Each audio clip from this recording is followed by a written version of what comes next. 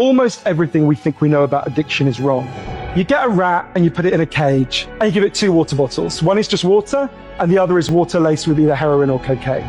If you do that, the rat will almost always prefer the drug water and almost always kill itself quite quickly. In the 70s, Professor Alexander comes along and he looks at this experiment and he noticed something. He said, we're putting the rat in an empty cage. It's got nothing to do except use these drugs. Let's try something a bit different. So Professor Alexander built a cage that he called Rat Park. They've got loads of cheese, they've got loads of coloured balls, they've got loads of tunnels. Crucially, they've got loads of friends. But here's the fascinating thing.